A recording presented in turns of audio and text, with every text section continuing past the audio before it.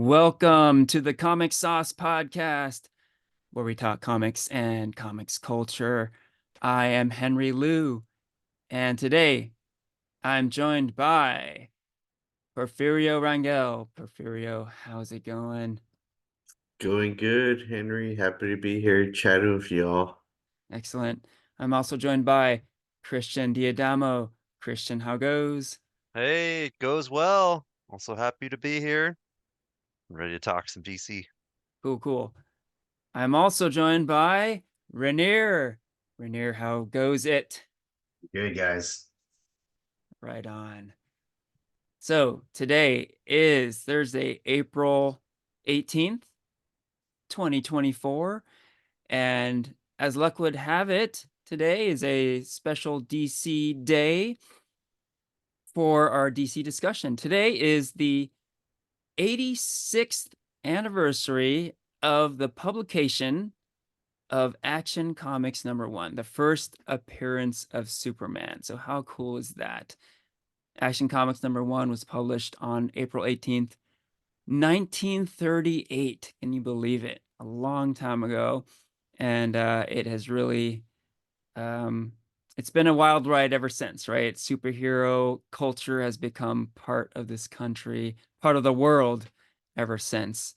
And appropriately, we're going to talk superhero stuff. We're going to talk about DC stuff, particularly because today is our DCEU retrospective. So the DC movie offerings are not done by any means. James Gunn is in production on a new Superman movie, but the DCEU is no more. And it ended recently, just in 2023, last year. It had a 10-year run, 2013 to 2023. So we're going to do a retrospective on this pretty significant era of superhero movies. Yeah. All right. So for the discussion, we're going to have Porfirio lead it. So Porfirio, why don't you go ahead and take it away? Thanks, Henry. Thanks for that cool intro. So, you guys, just picture this. It's 2012. What's going on this year? It is the height of the MCU with Phase 1 ending. Marvel's the first Avengers movie comes out. It's a major success, and Marvel's main competitor, DC, also has the film coming out, The Dark Knight Returns, and Oh, no, correction. Dark Knight Rises, There The you go. Dark Knight Rises, Yes. and as beloved as that movie is, it's not part of this DC franchise that Warner's has planned out, and we actually won't get that for another year. The next the first film of the DCEU is actually Man of Steel by Zack Snyder. That came out in June of 2013. It started Henry Cavill as Superman, and again, this is the first film of this franchise, and it came out to mixed reviews. Um, but I want to know, what were your guys' thoughts to this film being the first to kind of kickstart this franchise? And I guess just even your thoughts on the film at first. Ranier, do you want to kick it off? Yeah, sure. Let's see. So Man of Steel, I really enjoyed Man of Steel. But you also have to remember that that also came off the heels of Superman Returns, which was like very starkly different. Mm-hmm. Um, I wanted to see like more like action, which Man of Steel delivered on. And Henry Cavill being like, a bold new face for Superman. Like it was like a cool take. It starts off on Krypton, which then in of itself says like, hey, this is the origin of Superman. I think it's sort of like the telling of like, this is going to be the origin of all of our stories. And I thought it was cast really well.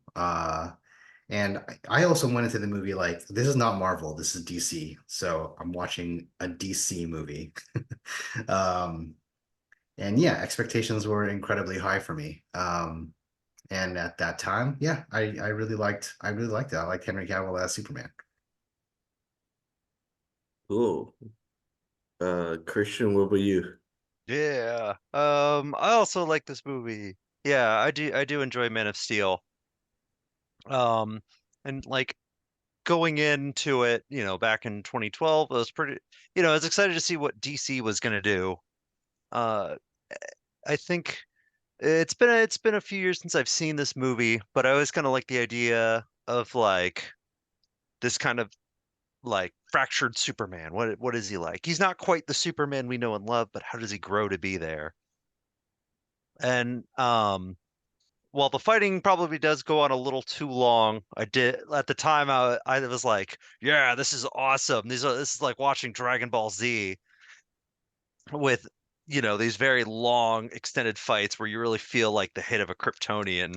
Like it's interesting that you brought up Superman Returns, Rainier, because I was also thinking the same thing. Like, man, this is better than that movie. Superman did not throw a punch at all in that movie. Yes, he And did you not really throw a single punch. no, like the only bit of action is like I think when Lex Luthor like stabs Superman with like a kryptonite knife or something like that, and that's like it.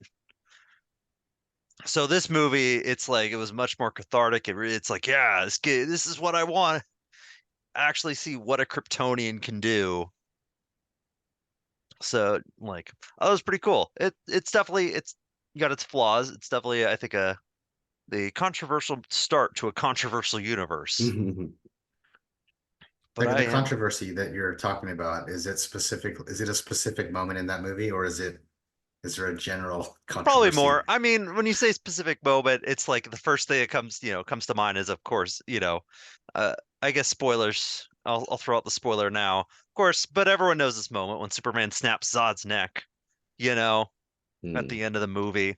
hmm Um, you know, showing like a much more like kind of like a brutal take on Superman. Um, but there's of course there's more to it, but I like that it's like, okay, this is a different take. Let's see where they go from here. Yeah. I Yeah, did really like Henry I thought the Cavill. neck snap was a very controversial lane splitting moment for a lot of people. It was, Um, yeah. and in my when I saw that, I was just like, okay, they're doing something different. Let's see where this thing goes. Yeah, Yeah, like same.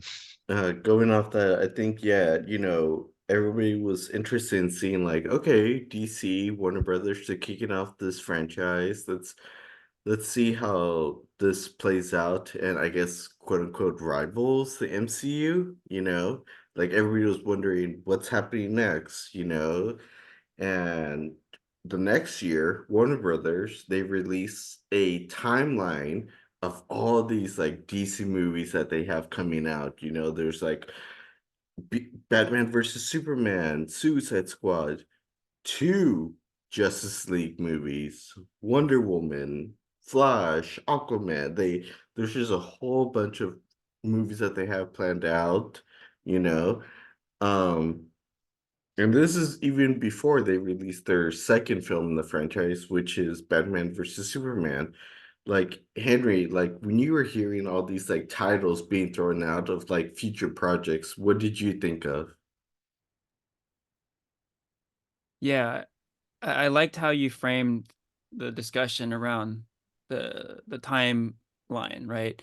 Like taking us back to 2013, Mhm, because that was a very exciting time for superhero movies, right? The Avengers movie had come out, the Dark Knight trilogy had completed, and it was like a feeling that anything is possible, a lot of optimism.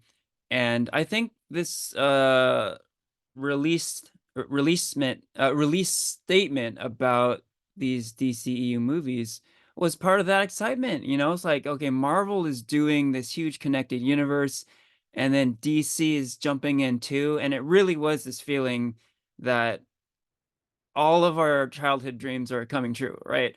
And they're just, oh man, it was just an exciting time. And you know, at that time, for the most part, everything was pretty good also, right? Like, everything was pretty good, and we were less picky at that time too. There wasn't as much content, so we were just kind of like hot to trot on anything. So when we're getting all these announcements, these all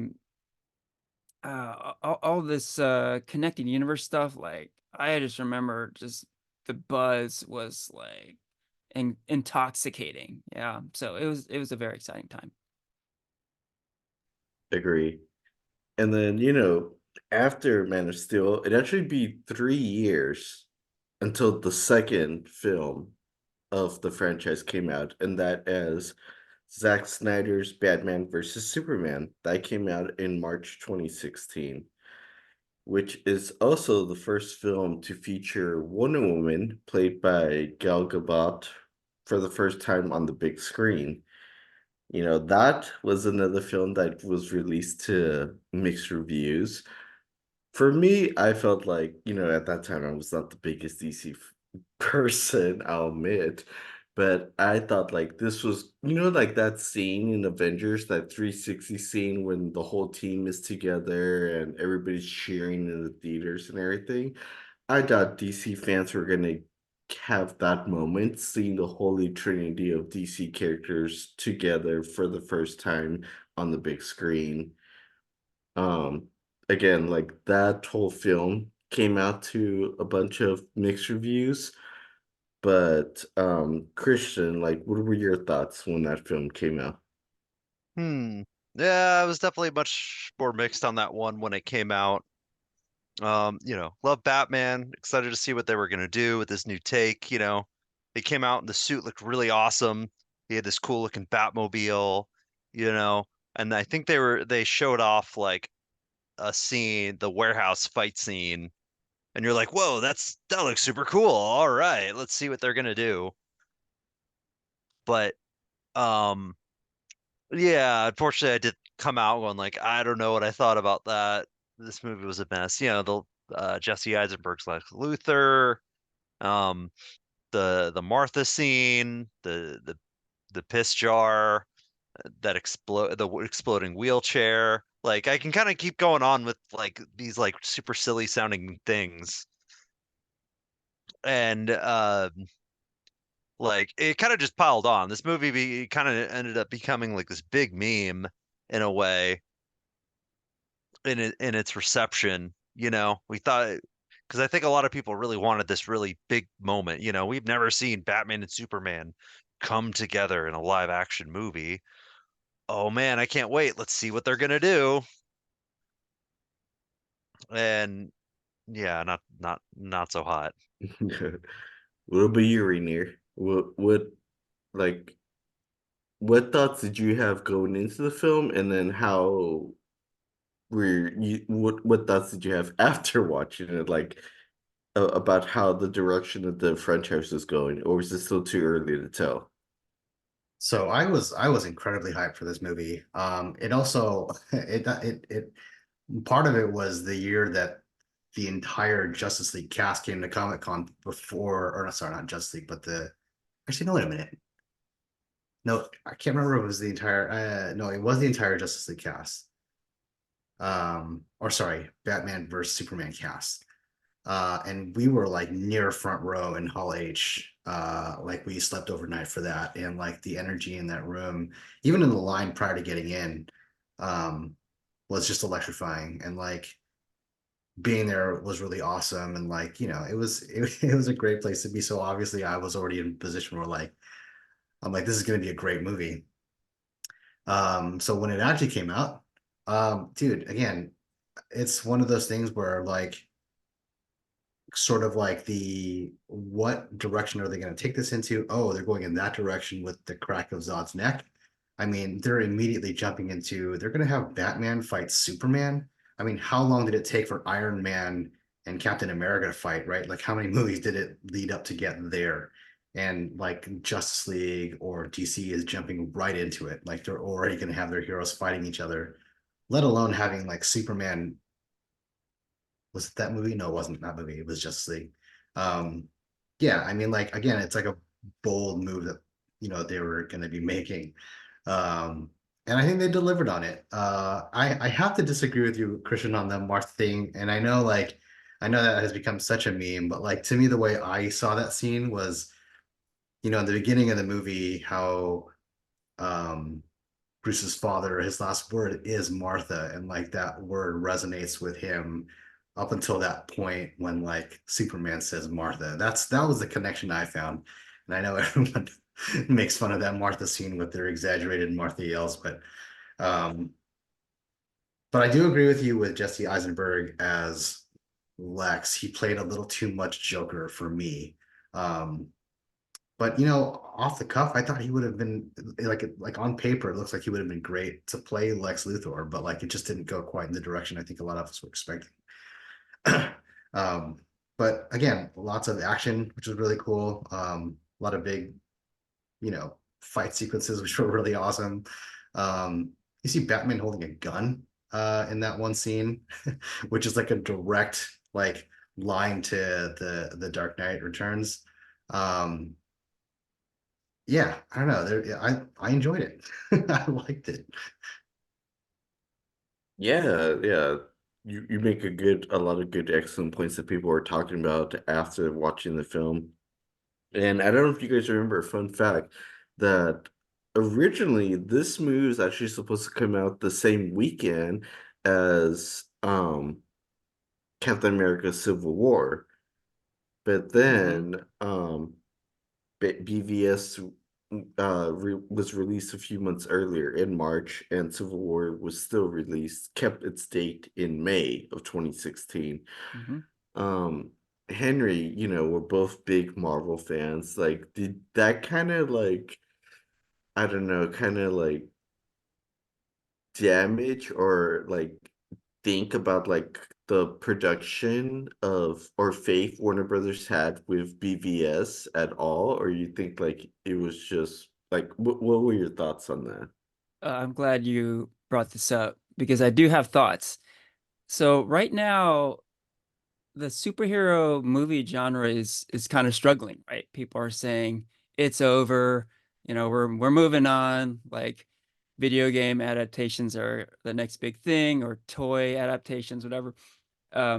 So I kind of look back at this DCEU period with kind of like rose-colored glasses. Like I look back kind of fondly on this stuff because like as a superhero movie fan, I feel like, oh, we kind of got to stick together now because our it's like it's dying out. We got to stick together.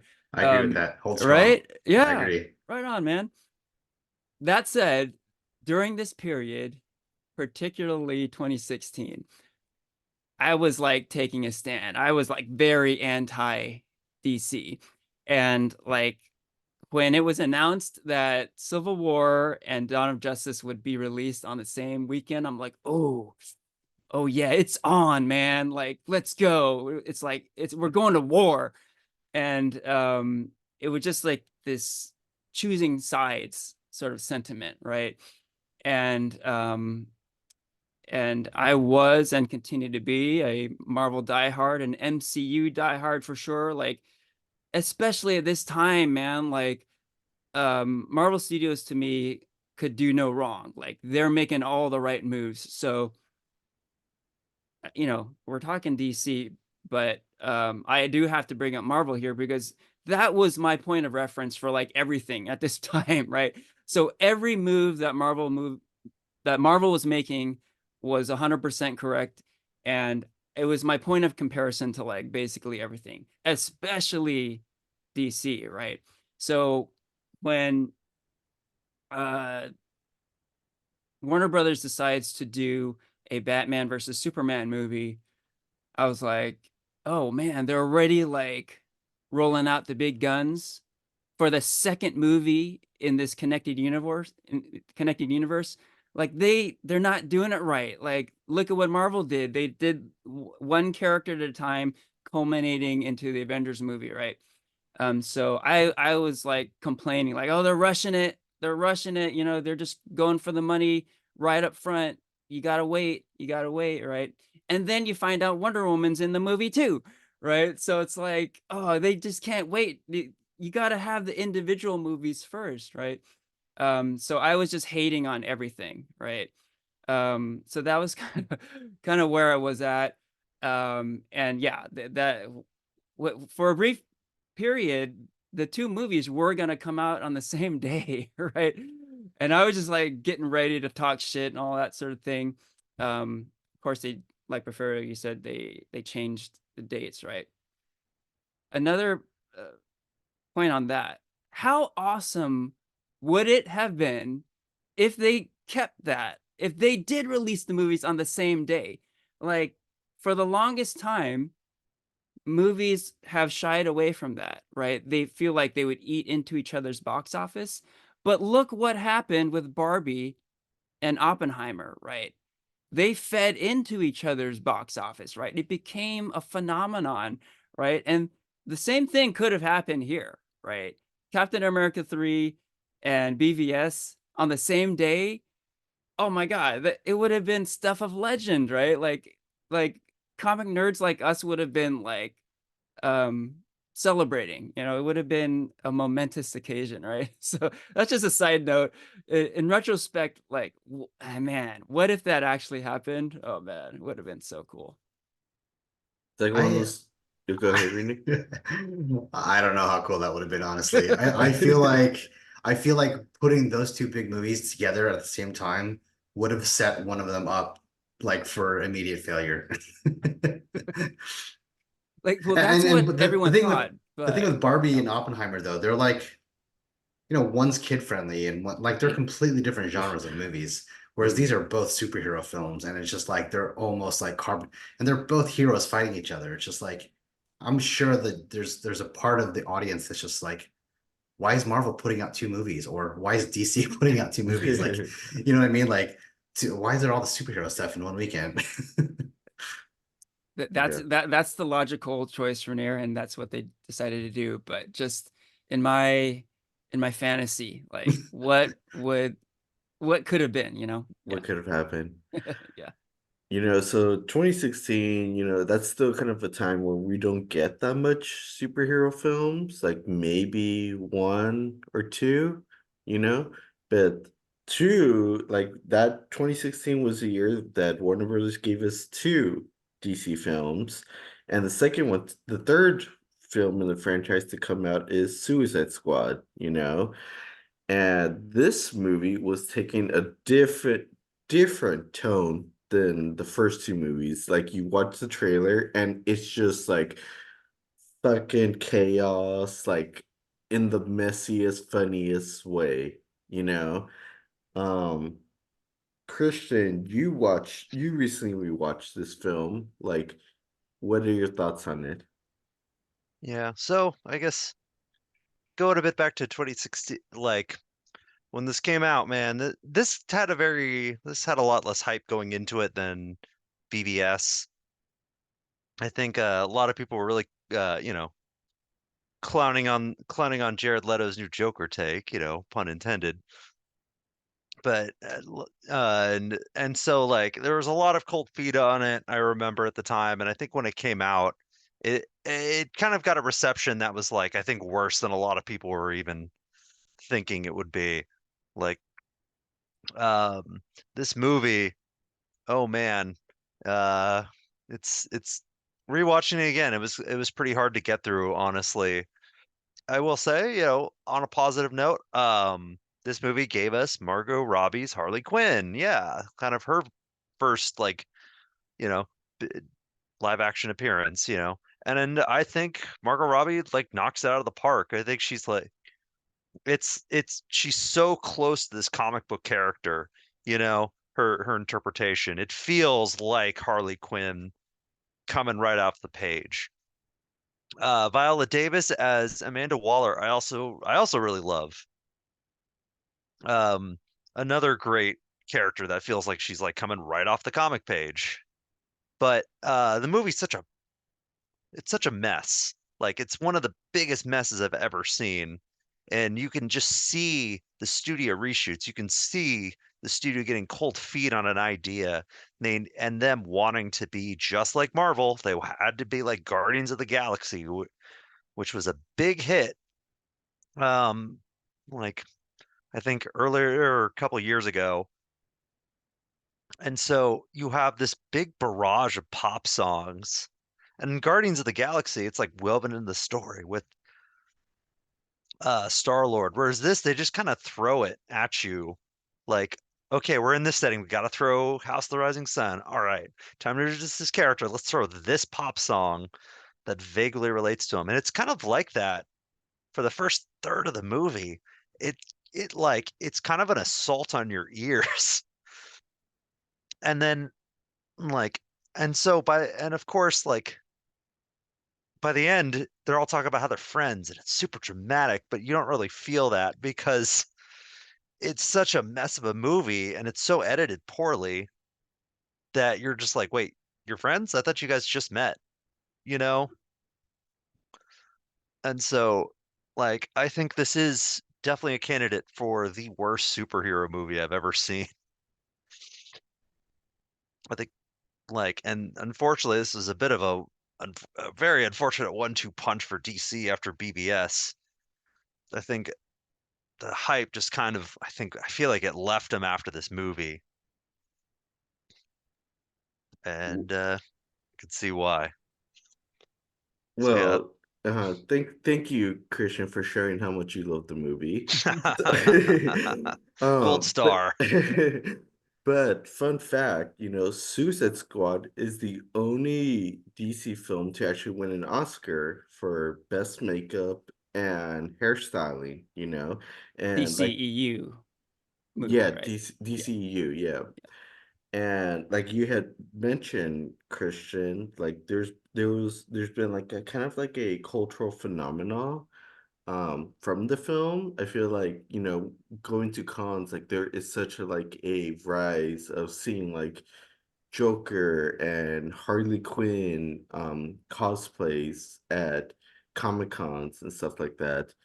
Um like, what are your thoughts on that, Henry? Like, this film is a film that's, like Christian said, like one of the worst superhero films ever, but yet has like one of the largest cultural impacts ever.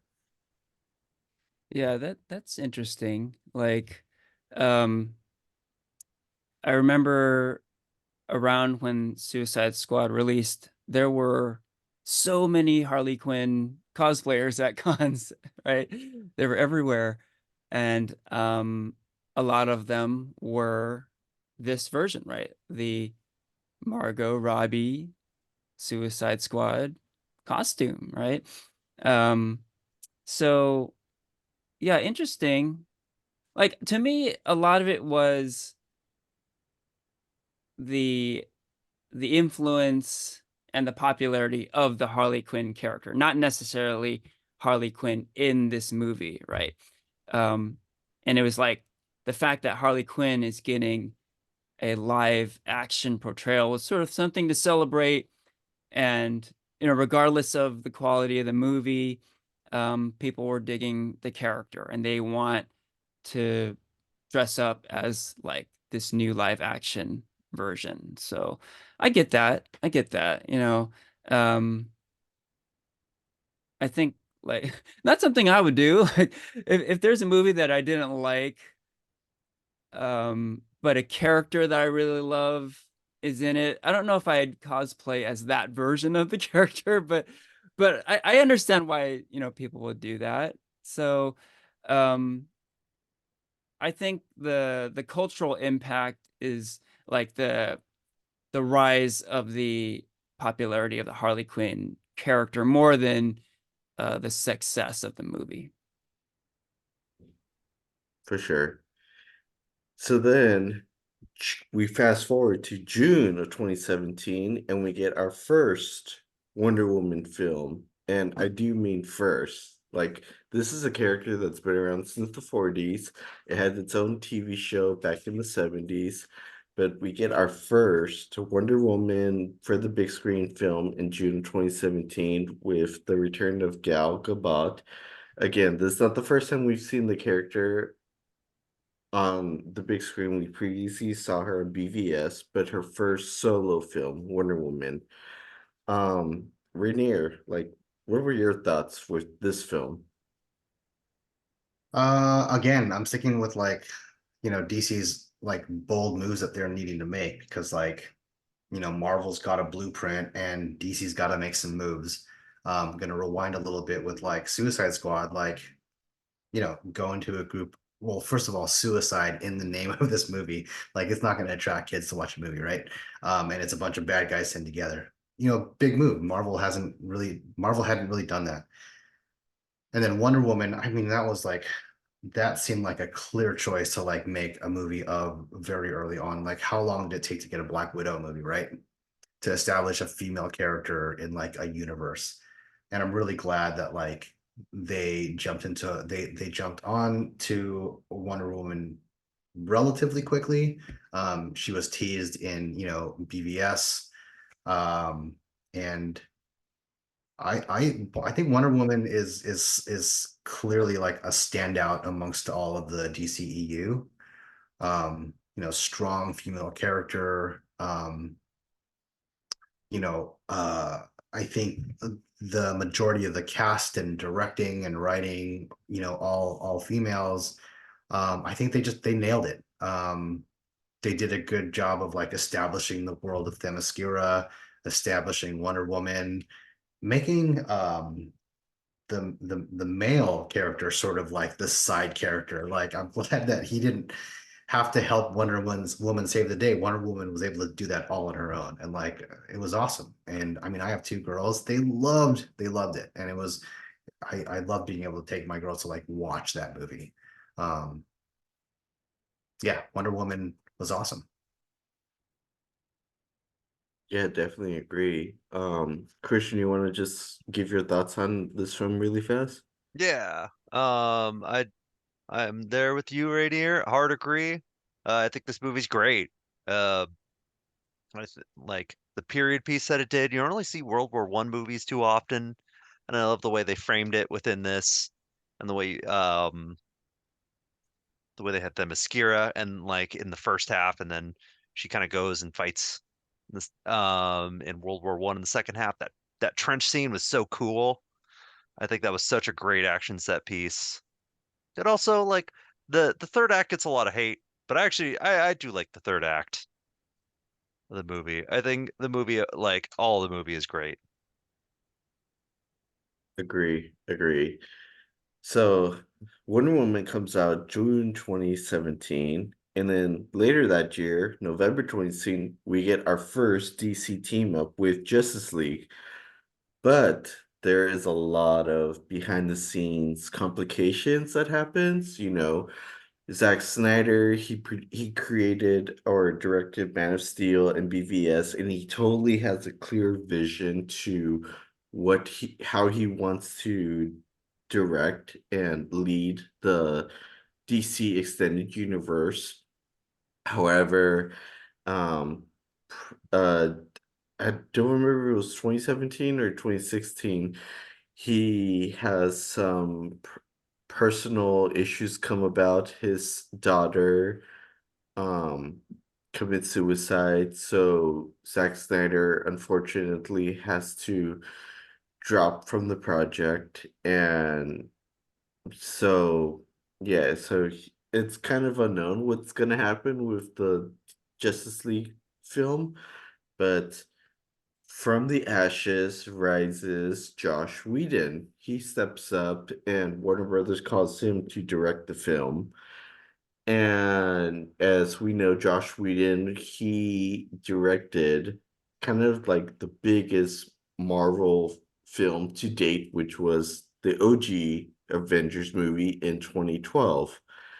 And so I think at this time, a lot of people thought, oh, this movie is gonna do well, like poor it was unfortunate what happened with Zack Snyder, but Justice League is in good hands with Josh Whedon. Um, and that doesn't look like it's the case. You know, we get a film that feels kind of unfinished and just kind of doesn't feel right. Like, Henry, like, what were your thoughts with all this going on, you know? And this Yeah, was the film you had to watch, so that's right. Yeah. I uh did watch this very recently. This week. I watched it again for the first time, basically since it came out. Uh, I had watched the Snyder cut, of course, but this original theatrical cut I had not rewatched. So that was a pretty interesting experience watching this one again. Um, because, this movie versus the Snyder cut, there's a huge distinction, right? People will call the Snyder cut Zack Snyder's Justice League, and they call this one, a lot of people call it, myself included, the Whedon cut, right? So interestingly, Zack Snyder is still credited as the director of the 2017 Justice League, and Joss Whedon does not have a director credit. He's given a screenplay credit.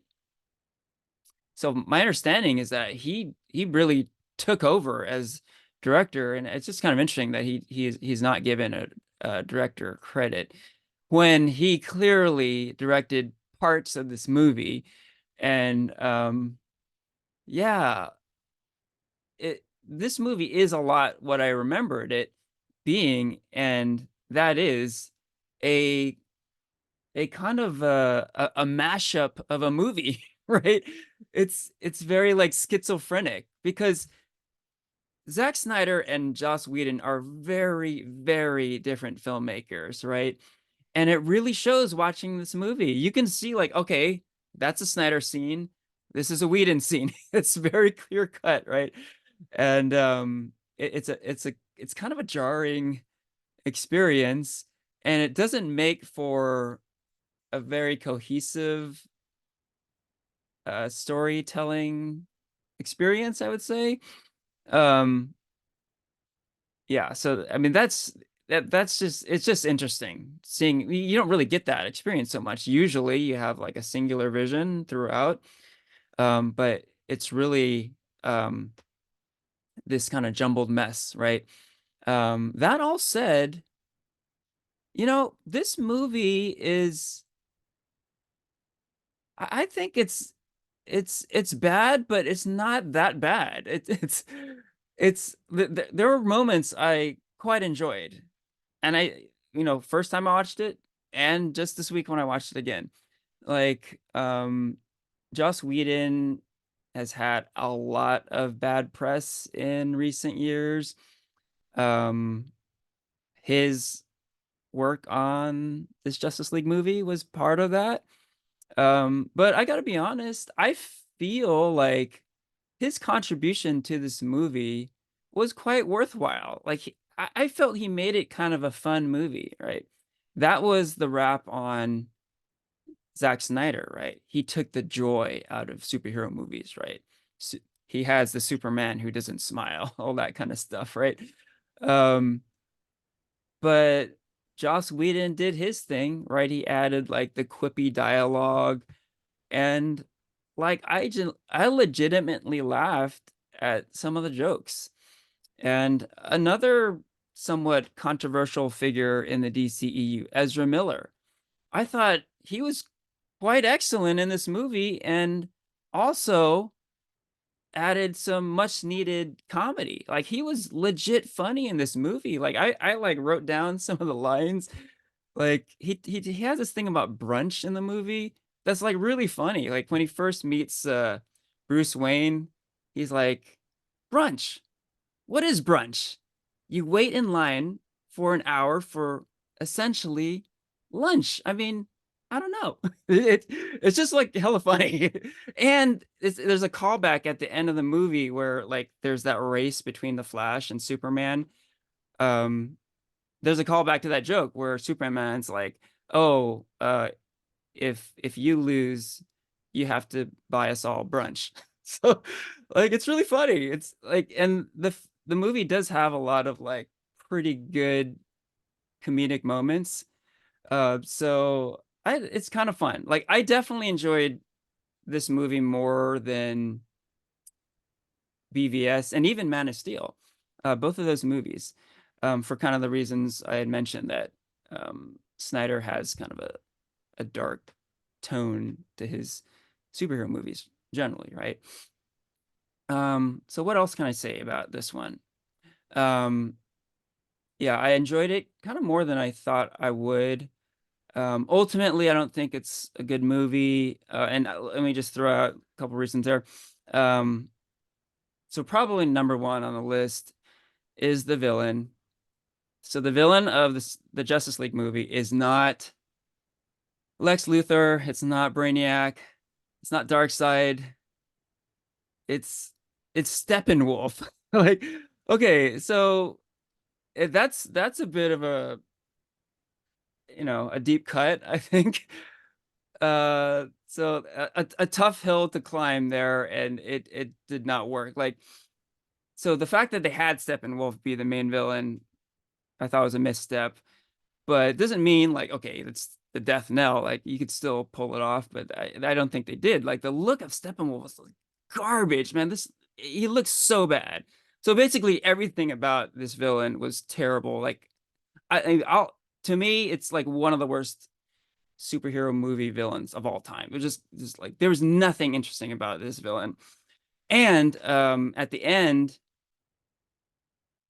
if he was all powerful and it really took the entire Justice League to defeat him, that'd be one thing. But clearly, Superman alone could have whooped this dude's ass. Like, and he did. Like, Superman was just like mopping the floor with Steppenwolf. And it really begged the question, like, why do we need the entire Justice League here to defeat this villain? It really was totally unnecessary. So pretty much everything about the villain was garbage. So I'll just say that. One other thing I wanted to mention is you mentioned, Porfirio, how in the previous Zack Snyder movie, BVS, there was like this kind of momentous occasion where you have the big three, Batman, Superman, Wonder Woman, sharing the screen for the first time in a live action movie ever, right? And it was meant to be this like iconic moment, rivaling the moment when we see the Avengers assemble in 2012, right? And that was cool, but it really took the piss out of the Justice League movie, right? Because the Justice League movie should have been that huge moment, right? We have, arguably the greatest superhero team of all time finally getting a live action treatment, and they're all coming together to save the day. How cool would it have been if it was the first time we ever saw Superman, Batman, and Wonder Woman sharing a screen together in this movie, and you add in the Flash, Aquaman, and Cyborg? The team up stuff in this movie was cool too. Like I liked the comedy. I also liked the team up. It was just kind of exciting gathering the team and seeing these characters interact and share the screen at the same time. But oh, it could have been so much more impactful if they had waited. They didn't already do that to a large degree previously, right? So just that really resonated with me when I saw the imagery. Like, oh man, like this is cool, but it could have been so much cooler. Yeah. Yeah, definitely for sure. Like I said, like it was just a bunch of different little edits that you couldn't tell, or you could kind of identify like where Whedon interfered versus Snyder and Mm-hmm. what he visioned. Like you felt like you were just watching two different films together. So, I want to go back to that like 10-year plan that DC had. planned out besides this hiccup with Justice League. Like everything's been going to plan so far. Everything DC's been saying, with the release dates and everything have been released when they said they're gonna be released, and including the next film that we're gonna talk about, which is Aquaman.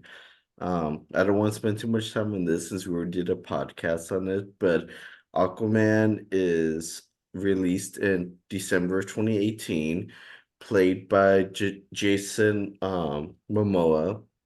It's not the first time we see this character on screen. He was briefly shown in BVS, and I feel like Aquaman's one of those type of characters that people make fun of because his power is that he talks to fish. But here comes this badass actor, Jason, playing the role. Um, Christian, what were your thoughts when going to this film? Yeah. I think a bunch of us saw it together. Hmm. Let's see. I mean, it's crazy that this is like the billion-dollar movie of the highest selling movie of DC or the DCEU. Um, but I enjoyed it. This movie is definitely a lot sillier. Um, kind of mixes like an Arthurian legend with the kind of goofy comic bookiness. It really felt like James Wan said, "All right, if we're doing Aquaman, let's do Aquaman." And they kind of do throw everything in this movie. And I will say, like, the movie is kind of stupid, but I kind of enjoyed that. In a way, it's like very stupid on purpose. And you have scenes like what was it, Mara throwing these like wine icicles at people, and like you have the fish man like putting his head in a toilet so he could breathe. Like a lot of like super corny kind of stuff like that. But it's Aquaman. So I had a good time. Although I'll admit I've not seen it since seeing it in theaters with you guys. It's definitely one of those films where it wasn't, I feel like, needed to be taken seriously, just a fun film to check out. And so the next film, which is Shazam, it's not a big name, like, compared to like Batman, Superman, Wonder Woman, but it's a film and a character that Warner Brothers decides to make a film around. It comes out in April of 2019. Shazam is played by Zachary Levi. Um, Ranier, like, what are your thoughts, like, of DC and Warner Brothers kind of taking a risk of kind of making a film around a lesser known character, and I guess like your faith with the DCEU at this point? I mean, they're certainly taking liberties with Shazam. I remember when his character, so when his Shazam, when Cap, well, he's actually the original Captain Marvel, by the way. When they originally created his character, it was because the success of like Batman having a kid sidekick, like they wanted to bring in young readers. They wanted to have a way where they could have like kids identify with Superman because Superman's already like an adult, right? And so they created Billy Batson to be the focal point for kids to identify with, and they can be like, "Oh, I could be like Superman too. I could be like Captain Marvel. I could be like Shazam." And I think that's what they really went with. Like, you really see, Billy Batson's character develop. Like, he's just this lost kid trying to find his mom, um, trying to find a family. And I think that's the big focal point of this, which draws like the audience in. I think they really did a good job of bringing that in. And then you're brought into the world of like Shazam and like, I think at this point, this is the first time like magic is introduced into the DCEU. Like everything prior is like either alien or tech, right? So there's this new element of magic, which is really cool. With the wizard and the villain they had playing Mark Strong, like I thought he did a really good job as a villain. He's not a big name villain. Um, but he did a good job of embodying what someone could do if they were to have the powers of Shazam, which he was trying to acquire, right? But I think they casted the film really well. And again, it's a fresh take on a new superhero we haven't seen in the DC universe. And it was fun. It's, by the way, it is a Christmas movie. I don't know if you guys caught that. So it is on my list of Christmas movies to watch every season. Um, and yeah, it was a great movie. It was fun. I really enjoyed it. What about like the, again, like we've already had like these like lineup of films and everything of like, Aquaman and Justice League and Wonder Woman. How do you think like, I guess like the promise of a DCEU is at this point for you, you know? I think at that point though, I think the extended universe for me lived with Marvel. For me with DC, I actually didn't want to see I didn't want to see like I didn't want to see an expanded universe, honestly. I wanted to see like individual movies. And that's why this did well for me. Wonder Woman did well for me. I mean, there were little hints of what could extend into other films, but like I really just wanted a movie to focus in on each individual character. In terms of the timeline, like I didn't really have any high expectation for that because I knew going into it that that was like a plan, but it wasn't set in stone. So, I didn't want to hold myself to that promise. I just want a good movie for that time that I'm watching. No, for sure, for sure. And so what this next film that comes out in the DCEU wasn't part of the timeline. It was actually born out of the popularity of a certain character from Suicide Squad, which is Harley Quinn. She gets her own solo film, which is Birds of Prey, and I had the honor of rewatching it because I couldn't remember which movie I had to watch. So I didn't watch Batman versus Superman. I actually rewatched Birds of Prey.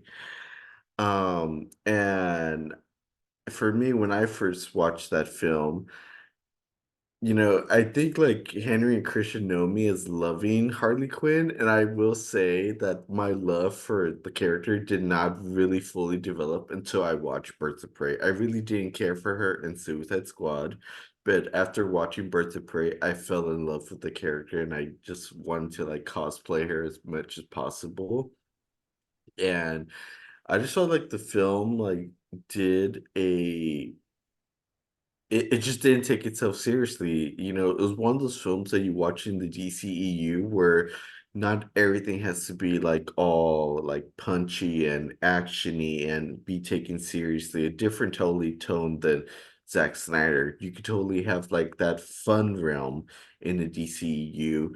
And Harley Quinn, this film is that answer to it. And I guess that's why I fell in love with the character. Maybe it's because it's really campy, like the MCU was. Um, but I had a lot of fun watching it.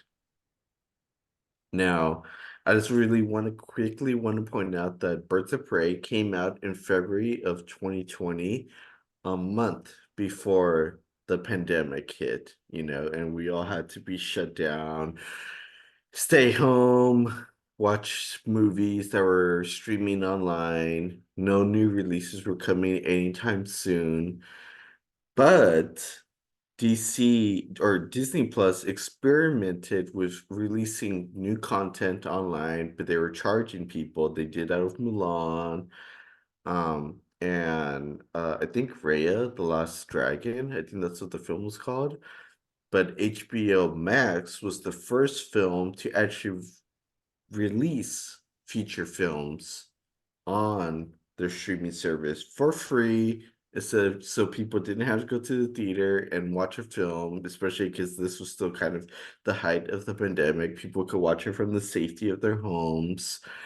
Um, Ranier, like in December 2020, Wonder Woman 1984, aka the second part of the Wonder Woman franchise, comes out.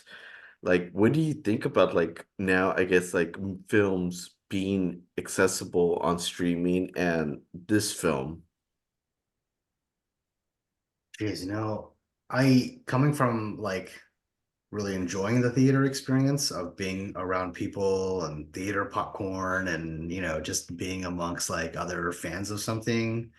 Um, I didn't like the idea of it at first, but at the same time, it was a different time, right? Like we had to avoid people. But I have to say, like watching a movie that was supposed to be theatrically released and being able to conveniently watch it at home where you can pause it and go to the restroom or re-up on your snacks when you need to, was certainly convenient. Um, and that's all it really was. But you also got to have a pretty good like theater system. I mean, if you're watching it on an iPad, like that sucks. But if you're watching on a big screen at home with, a proper sound system and you set the mood for this is movie night, then you can make it work. Hmm. And you gave your take earlier about like the first one when we went film about just being like really, really good. Did this one like did you kind of have like high hopes with this one or like I what did have like high hopes for it, yeah, because I mean, like the first one was just so well done. The second one, let's see, I know we all talked about that one. Um, it felt like a completely different movie. I don't know what happened. I don't know if the pandemic like struck it. But like I mean it had its moments, but yeah, it could have been better. It was a fun movie to watch, but like yeah, I don't know.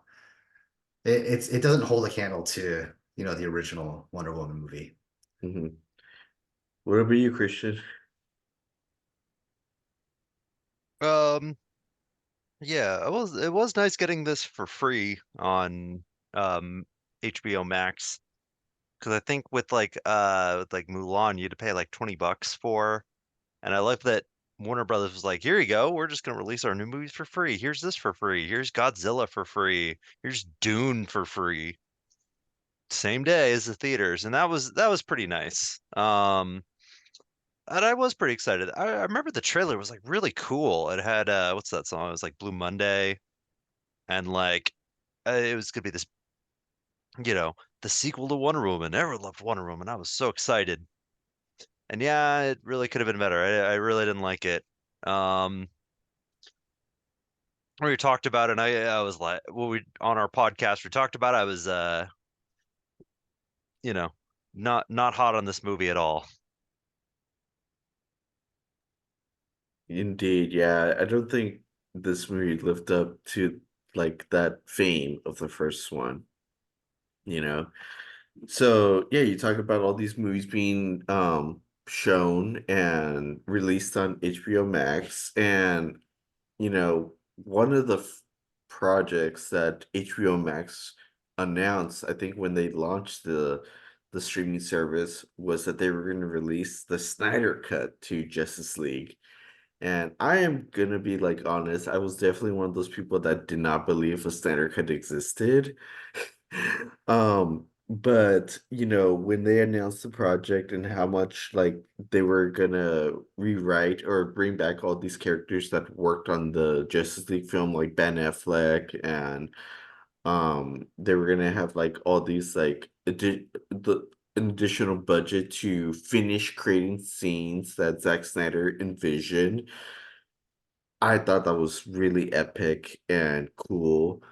Um, Henry, you recently rewatched the Whedon cut and reviewed it. Like, what did you think about the Snyder cut and comparing the two? Yeah, the Snyder Cut. So to this day, I'm still amazed that this film exists because its origin story is so bonkers, right?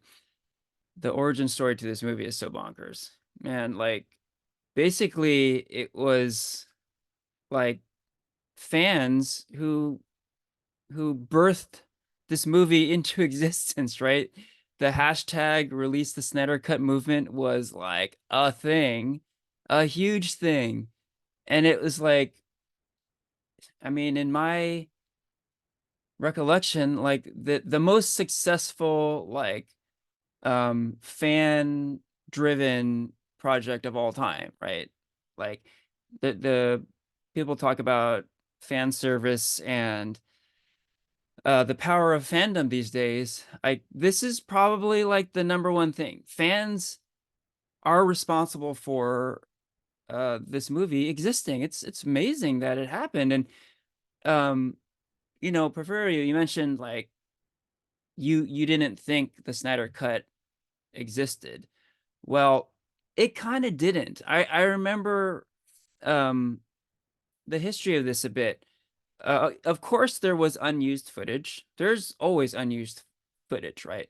But in addition to that, Warner Brothers poured millions of dollars into continuing production, right? There is new stuff shot for this movie, right? Um, so your suspicion was correct, Porfirio. The Snyder Cut did not exist previously, but when they got the green light, they pulled out the unused footage, they shot new footage, they poured all this money into this new movie. And as amazed as I was that it was actually getting made, I was very skeptical. I was like, okay, the first Justice League movie wasn't very good, and how could this be any different, right? I mean, I've seen a lot of director's cuts. I've seen Zack Snyder director's cuts. He does a lot of them, right? I saw the Watchmen director's cut. I saw the BVS director's cut. And while they are different, I mean, essentially it's the same movie, just there's more of it, right? But I was wrong. Like, this is an entirely different movie. And more importantly, it's actually pretty good. It's a good movie. It's long. It is very long. I almost don't consider it a movie. Like, I almost consider it being like a mini series, right? Uh, because it's like what, 4 hours long, and there's actually like chapters in it and stuff. So yeah, that's how I might recommend it. Not to be like, oh, go watch this 4 hour movie. It's like, oh, watch this Justice League miniseries. It's actually pretty good, right?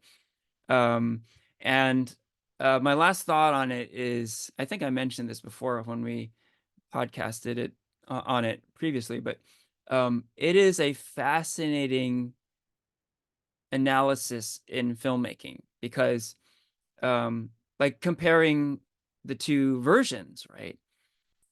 Same actors, same costumes, um, a lot of the same shots and everything, but the way a film is edited together and how certain scenes are shot can change the landscape of a movie so significantly. And this is like proof positive, right? You compare these two, they're entirely different movies.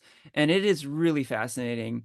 I think there are some scenes that they just feel totally different. I think the scene where Bruce Wayne first meets Aquaman, the way that plays in the Whedon cut versus the Snyder cut, it's just like night and day, right? So it's really fascinating. And it's kind of like film school sort of stuff, right? Like, look at what they did here versus here, and you can tell a story so differently with just subtle differences, right?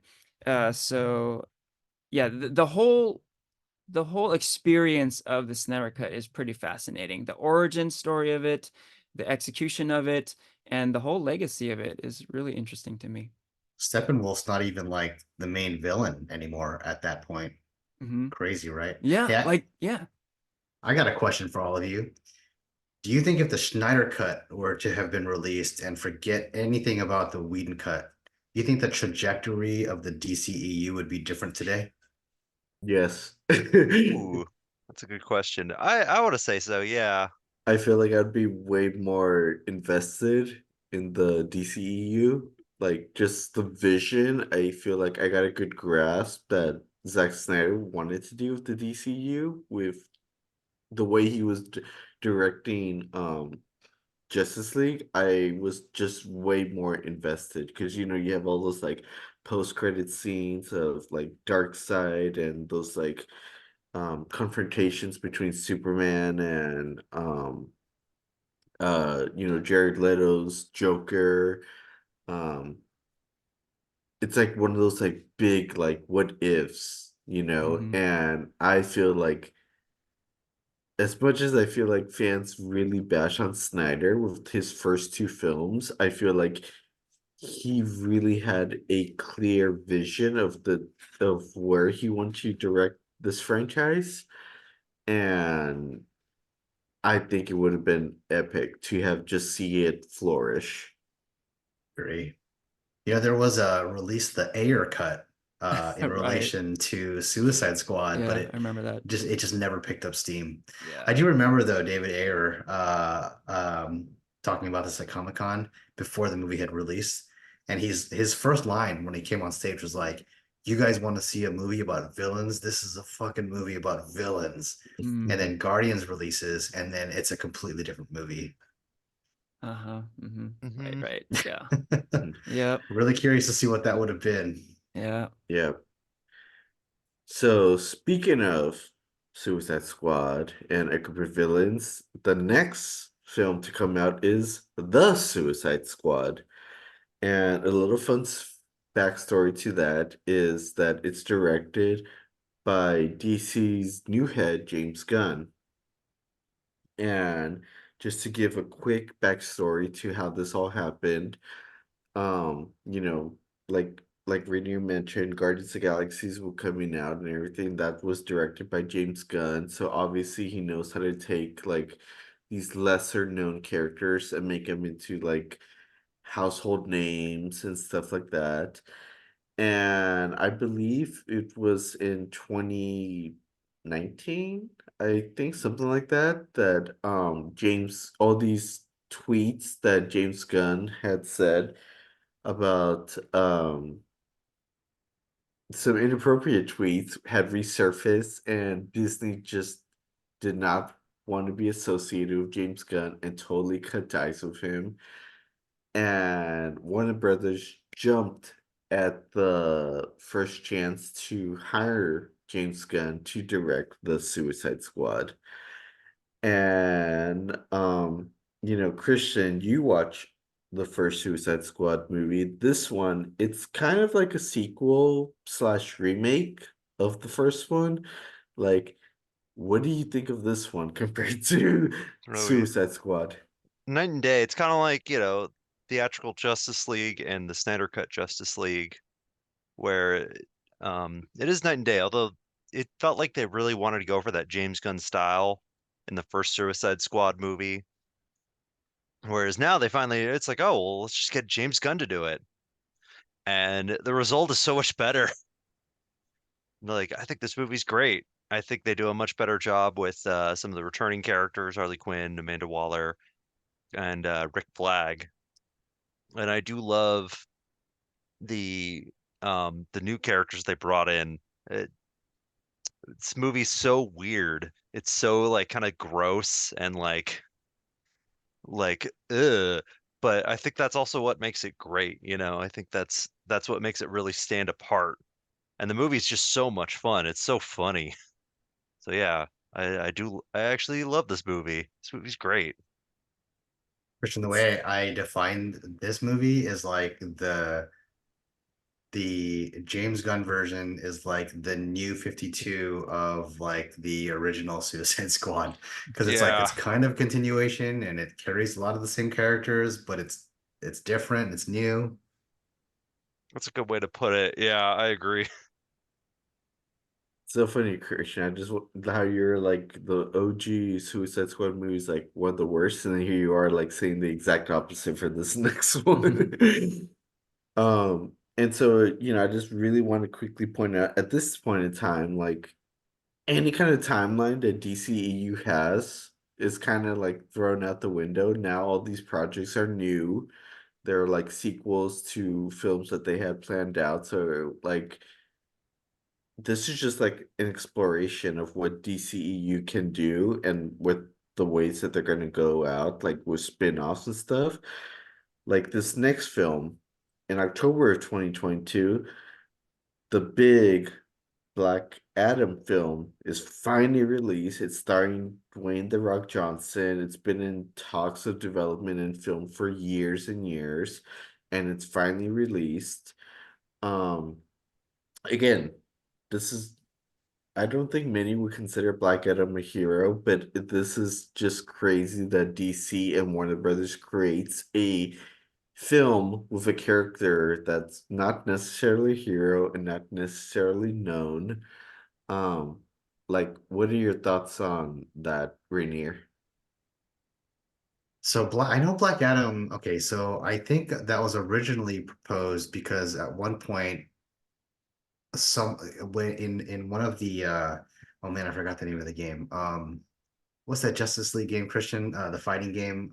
Injustice. Injustice. Yeah, I think someone commented about how like man, wouldn't it be great? Like I could see The Rock playing like Black Adam, and I think that kind of just caught on, and that became a passion project eventually of The Rock. And so yeah, the movie finally came out, and it stars The Rock, and he's like I think he's like a producer, or executive producer, so he's heavily invested in this movie. Anyway, yeah, I mean the movie comes out and it's I he's not a yeah, you're right, Porfirio. He's not a villain. The way I read him in the comics is I mean, sorry. He's not a hero. Um, but he's not a villain either, but he can very easily be a villain because he's really in it for himself and his country of Kandak. Um, and he'll protect his home, his country to the point where if he has to become the villain, he will be the villain. um, so, but in general, I think he is sort of a villain. Like people see him as like the nemesis of I keep saying Captain Marvel of Shazam because I mean, obviously, aesthetically, they're complete opposites. Anyway, the I thought the movie was great. Like it played like an MCU movie to me. Um, there was something different about like the action sequences, which I thought was really well done. And we get the introduction to the Justice Society in this film. Um, and I know that there were big plans to connect everything, and everything suddenly took a hard stop. But yeah, I know I really enjoyed Black Adam. I thought it was really good. Yeah, I think one of those like connections that you speak of is the post-credit scene, when we see Henry Cavill return as Superman, because I think he said years prior that he either left or was fired from the role, but I think fans weren't expecting to see him return onto a DC project as Superman.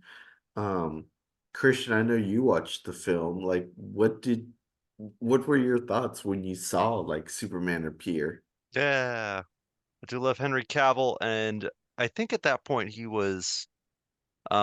thought he was out as Superman. I think he said after Justice League he was like done. A lot of actors were seemingly done. And so in a way it was like, all right, hey, this is gonna happen. We're gonna make plans for Man of Steel 2. Like we were like, all right, this is like DC's coming back. Let's do this. You know, there was like a lot of excitement to see more of Henry Cavill. And like that was like, dude, you gotta see this movie for the end credits scene. You gotta see what happens.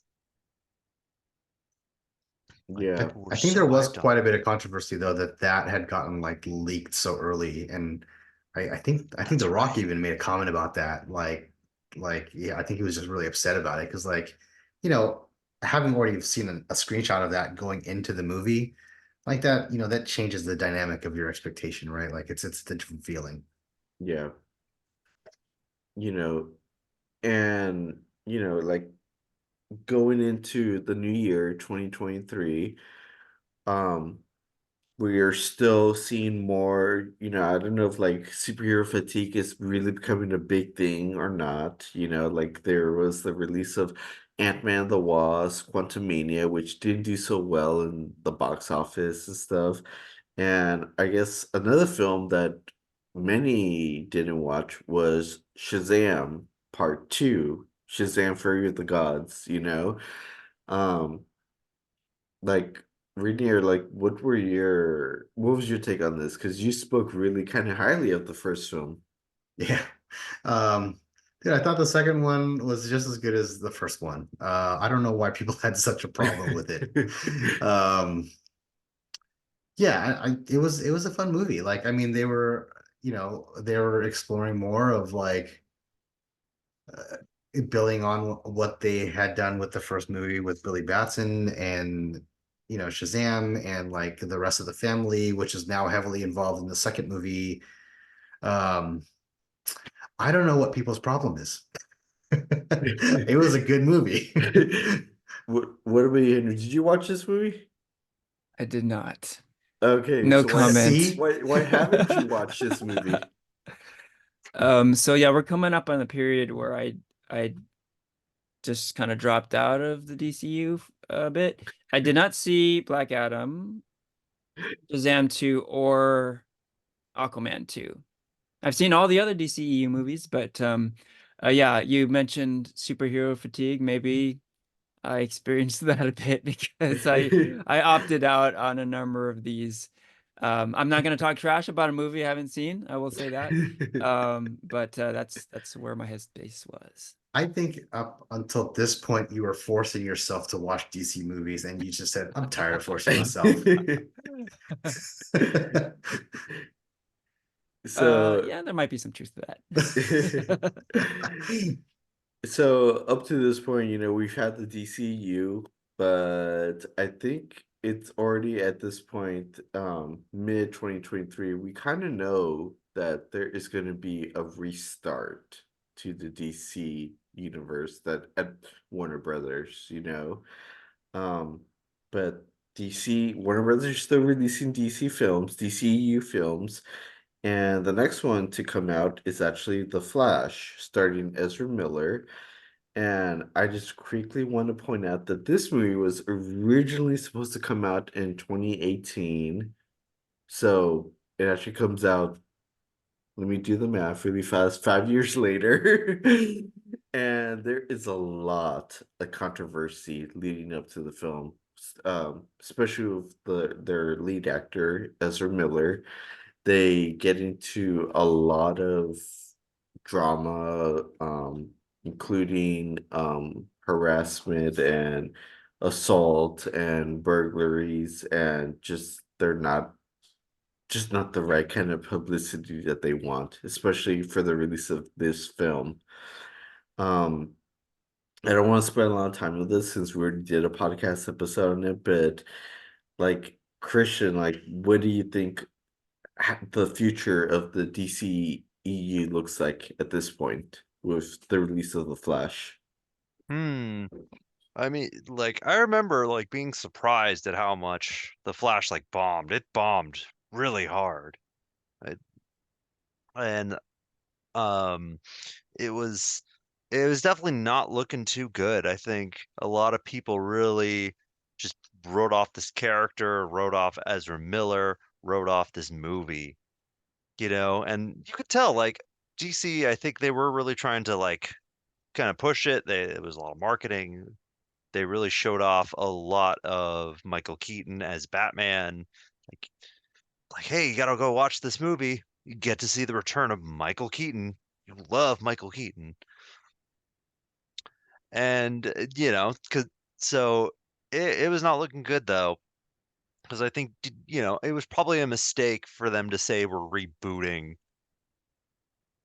when they did, because they said it before this movie, and I think that also just really killed any interest left. It's like, what's the point of seeing this if it's gonna get rebooted? Maybe it had something to do with the reboot. Flash deals with a lot of universes, but um, I'm not sure how much that was communicated in the marketing. So it, a bit unfortunate, and it didn't look very good at this point.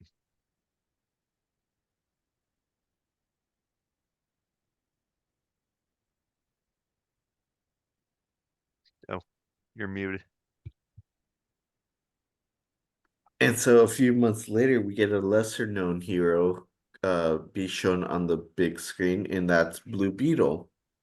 That's released in August 2023, and that doesn't do so hot in the theaters, you know. I kind of want to say that it was, you know, because at this time was the strike, the writer's strike going on, so there wasn't any promotion going on to the film. It was a hero that was a lesser known name. Um, and I was just disappointed because that was my favorite film, I think, of like 2023, one of my favorite ones. Um, but we did a whole podcast episode on that, so you could go back and listen to it. I just want to say how disappointed I was with how that happened, but I do want to just throw it out there to go watch it. Definitely worth watching. And now it comes to our final film of the DCEU, which is Aquaman 2, aka Aquaman and the Lost Kingdom, that recently came out in December of 2023. Um, You're not gonna spoil anything, right? I haven't seen it yet. and so No we'll not spoilers. Okay. say anything besides that that's the final film of the DCEU.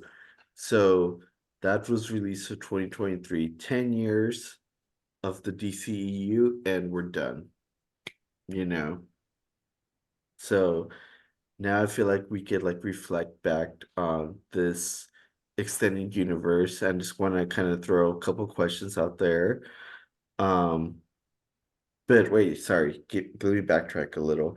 You know, we talked about all these movies that we watched and everything, but they were along in that decade films that were either canceled or talked about in development, and some of them were like Batgirl, Batman Beyond, Cyborg, Green Lantern Corps, um, Ben Affleck's The Batman. And this is a question for anyone who wants to answer, but which film of these canceled projects would you have wanted to see? And anybody's free to answer this. Batgirl. Batgirl's like basically done too, which is crazy. Like, but from what I've read, they discontinued the release for like some sort of tax benefit, and apparently that's a common thing that's done in Hollywood. Um, but everyone knows it's like done, and I don't know. Some people have said it's really good. Yeah, we should definitely talk about Batgirl because I would love to see this movie also. And it's crazy that it's a completed movie. It's a fully finished movie. And everyone knows it too. Isn't that wild? Yeah. Yeah, they had screenings, like people saw it. I think the people who made the movie got to see it. But it no one else gets to see it. And it's because of what you're saying, Rainier, a tax write-off. I mean, what the hell, dude? Like it is it's unbelievable. Like yeah, it like for I mean for in terms of like what movies I want to see the most, I don't know if this would be the top of the list, but it is crazy that it is a finished movie and we just don't get to see it. It's really just agonizing the Yeah. thought of it, right? Mhm.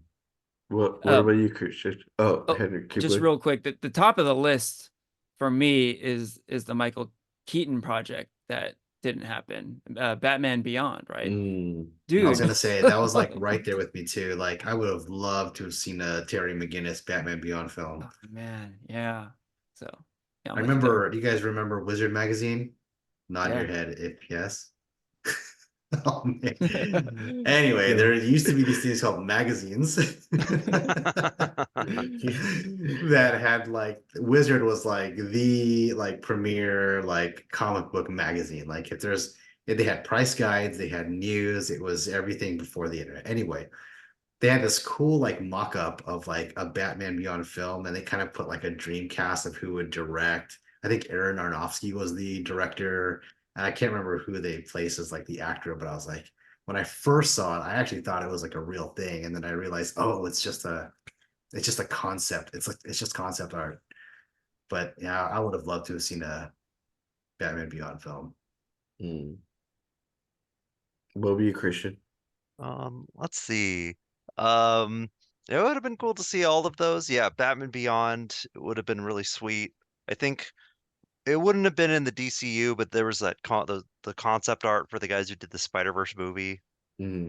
Oh yeah. showed of like they were trying to pitch it, but it never got off the ground. That would have been sweet.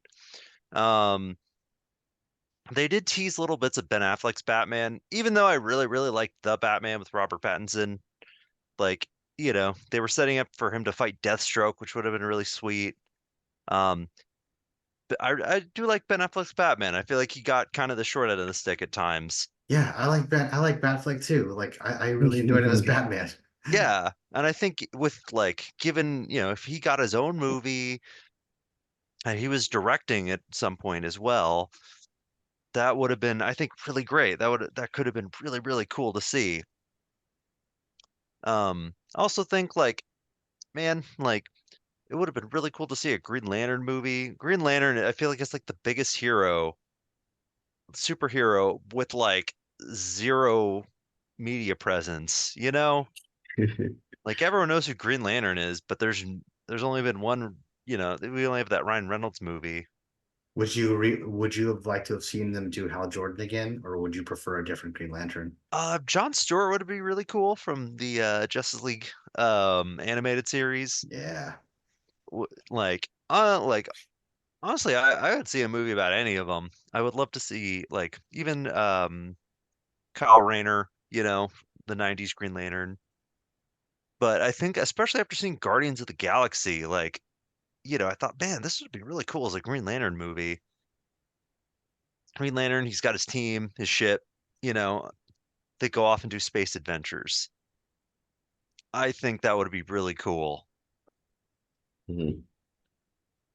Yeah, yeah, definitely. Again, like with I guess any big franchise, but especially I think with the DCU, there's been just a lot of what ifs throughout the its 10-year franchise, so many storylines, projects that could have been explored, but that's Hollywood.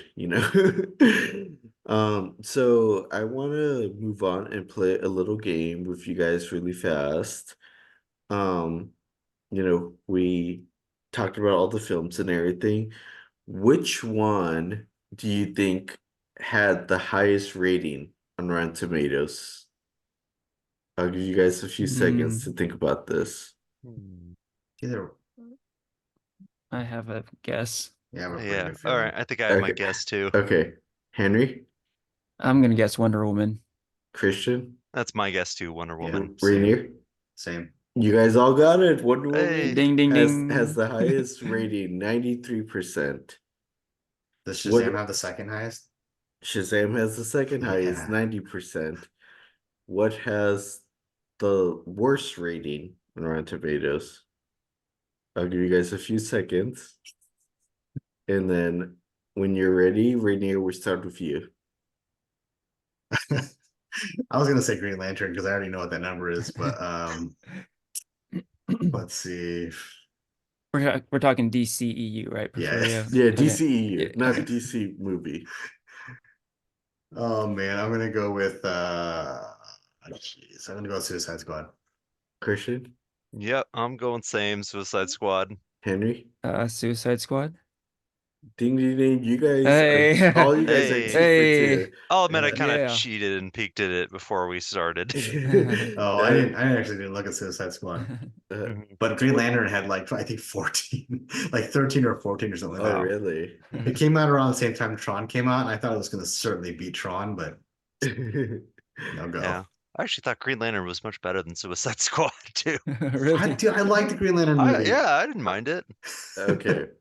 Our third question. Which film made the most money in the box office? I'll give you guys a couple seconds, and Henry, when you're ready, kick it off. I believe it was Aquaman. Christian, Aquaman. Ranier. I'm gonna go with Batman vs Superman. And the winner is Aquaman, Oh, with the only DCEU film to crack the $1 billion. oh yeah, you said that earlier. That's Uh, it wild. ma- it made $1.5 billion. That's Okay, crazy. what about the lowest box office? That's easy, dude. That's Wonder Woman, 1984, because that wasn't Christian? even in a theater. Hmm. Yeah, that's tough with Oh COVID. yeah. I guess I'm wondering if that might not be on the list since it wasn't. I don't even know if it was released in theaters. So I'll go with The Suicide Squad, I think. Yeah, I'll go with that one. And what about you, Henry? Um, I'm gonna guess same as Ranier, Wonder Woman, 1984. You guys, actually, nobody got it right. The least amount of the one that performed the least in the box office was Blue Beetle. Hmm. 130 Blue million. Beetle, really? Ouch. Dude, Blue 130 Beetle is million. awesome. What's wrong? Um, What's wrong with people? Wonder Woman 1984 actually made 169 million, Wow. and The Suicide Squad made 168. So even though they were released on Mm, streaming services, somehow they performed better. I don't know how they calculated, but somehow they performed better on the box office than Blue Beetle did. I really wonder if that writer strike really had an impact there because a lot of people were boycotting movies altogether. Yeah. yeah, yeah. So like I mentioned earlier, like, this is the end of an era for the DCEU. It's not the end of ADC extend extended universe of all these films. James Gunn is in the process of releasing a whole slate of DC films within its own franchise. But some of these characters from this extended universe are going to go into that new universe. So far, he's confirmed Peacemaker, Amanda Waller, Blue Beetle, and Vigilante as the only characters so far have been confirmed to go into that. Um, like, what are your guys' thoughts on this new future that James Gunn envisions? That James Gunn doesn't miss, man. Like, I think all three Guardians films are great. Love The Suicide Squad. Uh, so I'm excited to see what he brings to the table. Okay, Yeah, Ranier oh, go ahead. or Henry? Henry, go ahead. You can go for it. Yeah, just a quick thought. I was thinking there is a lot at stake with this new Superman movie because it's sort of like if you can't get a hit with this character, with this director, then it's almost like it is really over kind of thing, right? So there's a lot of ramifications, I think, with this particular film. Not only the future of DC movies, but just like superhero movies in general, and just movies in general. Like just it's kind of an indicator of where we're at and where we're heading, I think. So I'm very curious to see how it all pans out. Mm-hmm. What were you, Ranier? Yeah, I'm really curious to see a James Gunn Superman. Like if he's able to give it the same amount of heart that he gave Guardians, like I'm 100% in. My only concern is that like James Gunn did have the flexibility of the Guardians being lesser known characters, and he was able to take whatever liberties he needed to. Superman, he's defined very clearly in many aspects. So there are some guardrails he's going to have to he's going to be confined to, which is going to be Hmm. interesting. So I'm curious to see where this goes. And he is very aware that like everything is resting on him for like the rest of what DC is going to be doing for like the next decade. Yeah. And I think the way he's approaching it is he wants to make the film he wants to see. And I think if he sticks to his guns and he does that, I think he's going to be just fine. But with that said, you know, the MCU to this day, phase one and the Avengers, like still casts a long shadow. And it casts a long shadow even on its own MCU movies. And I don't know how long it's going to take for people to stop comparing DC to the MCU, but it's going to continue to happen because like the MCU, you know, they had all the right pieces and a lot of like adversity to face off against, which made them what they are today. Like all the pieces just were able to fit, like whether they were good or bad, it worked, right? And so I know DC doesn't want to like carbon copy that, but in many ways, it's like they almost have to if they want to see that level of success. So it's going to be an uphill battle. It's going to be an uphill battle, but who are the winners? Us, right? We're going to see all the films that we never thought possible There you go. would be There we coming out, go. and like, yeah, you know, I'm excited to see what James Gunn's going to give us. There we go. Hey, real quick, that's a solid take, Ranier. I wanted to further on that. You know, it's been fun talking about this 10-year period and kind of reminiscing about all these movies. And it got me thinking about like what could have been done better, right? You know, we had a lot of fun with a lot of these movies. But I think the legacy of the DCEU, a lot of it at least is like complaints and thoughts of like they fucked this up, you know. And we talked a bit about Batgirl, and you know, movie making is a business. We know this. But what came to light with Batgirl, I think, is very telling because it really, really genuinely showed that Warner Brothers is in it for the money. Again, movies are business, you know, the studios have to make money in order to make more movies. We know this. But it really was like, okay, here's how much it would cost us to release Batgirl. Here's how much it would cost us not to release Batgirl. We get this tax break. They just crunch the numbers and it's like, okay, we're going with not release because we're saving money. They don't give a fuck about the fans. They don't care about the branding, like sort of championing their streaming service.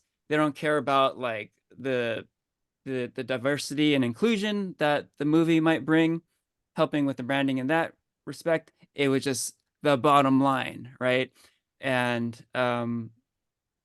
you know, to me, the biggest enemy of the DCEU is that it's corporate greed, because we talked a lot about, you know, what these movies could have been. Like the Snyder Cut is a really good indication of what could have been, right? What if Zack Snyder really got to do his thing, you know?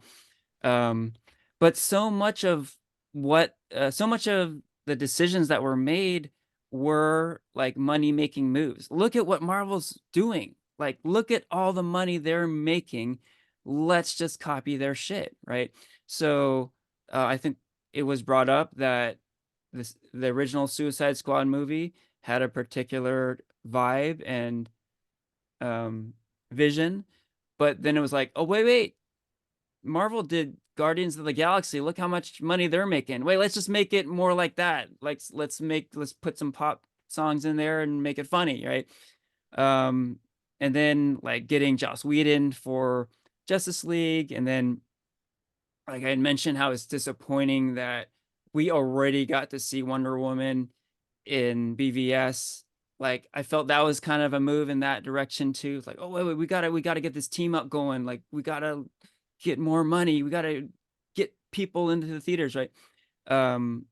So rather than concentrating on like one movie at a time, they were really trying to go for this connected universe thing and go for the bottom line, right?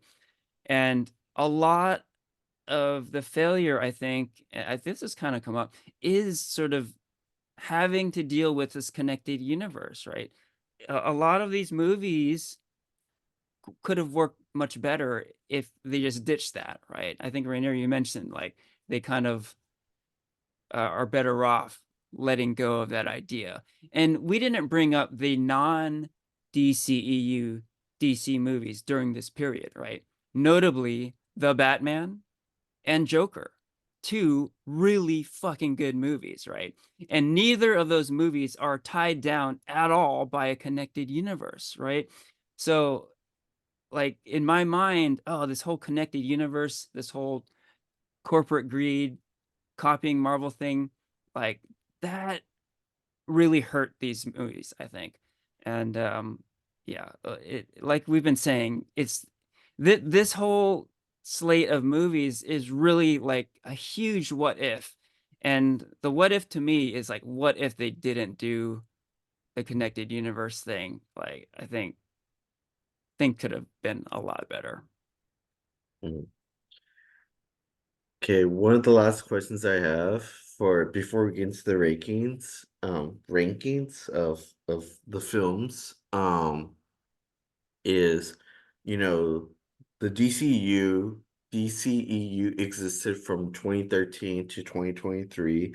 Like this was a time when like superhero movies were just like mainstream. Like each one was kind of like a box office success, and it was just you couldn't go to any movie theater without some kind of superhero film in the lineup, and this was kind of a golden age for whether you're a Marvel fan, a DC fan, a superhero fan in general, you know. Um, do you guys think that this legacy of the DCEU is is gonna be talked about like in years from now, as the same kind of like talk as like I don't know, like the Harry Potter franchise or the Rings franchise or whatever, like despite the success of James Gunn's DC films, like I feel like this is like the blueprint for Warner Brothers and what they had to rival against the MCU. Um, like, do you think like this decade of the DCU was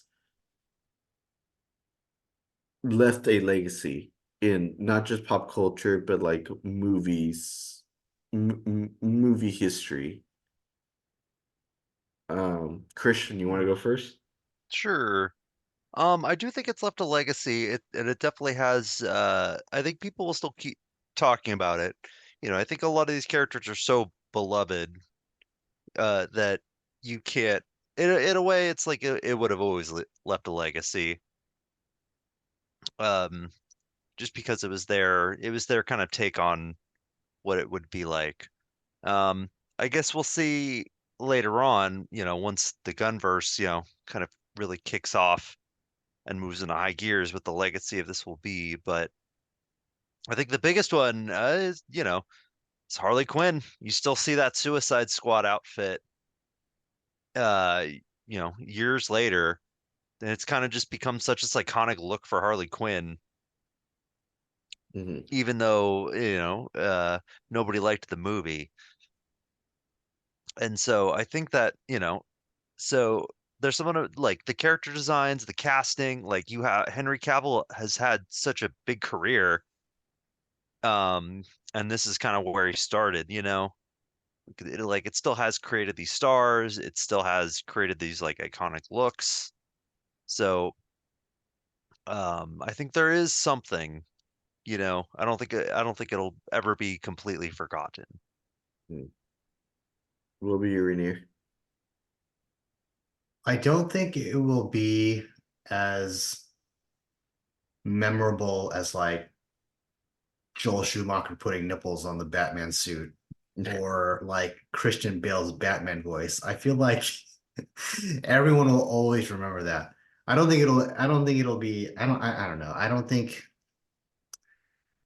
the way I see like the DCEU movies that I've come to this point would be like the way I see like Tobey Maguire's Spider-Man or like Wesley Snipes' Blade. Like they're there, they exist.